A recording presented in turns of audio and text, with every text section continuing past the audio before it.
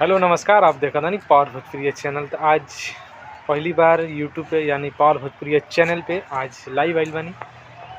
जौन की एगो वजह बा, बहुत खास वजह बा और आप लोग इनके सोचनिया कि बीच में जाके बता दी। जौन पावर भोजपुरिया चैनल बा ऊपर आज 1000 सब्सक्राइबर यानी पूरा हो गए बड़ा। 1000 सब्सक्राइबर जब पूरा भइलन तो हम सोचनी है कहे ना आप सभी के बीच आके एक बार बताई।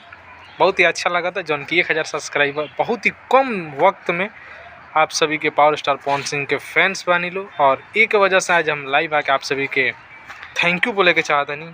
इतना कम वक्त में आप सभी पावर भोजपुरी चैनल के 1000 सब्सक्राइबर बनैनी, और हमारा आशा ना पूरा विश्वास बा कि एक दिन एगो ये बहुत बड़का चैनल बनी, जौन की प्लेटफॉर्म बनी भोजपुरी के, जौन की लेटेस्ट से लेटेस्ट अपडेट आप सभी के बीच देला, जौन की सॉन्ग होके या मूवी होके और कोनो भी भोजपुरी इंडस्ट्री के कोनो न्यूज़ होके आप सभी के बहुत ही जल्द और बहुत ही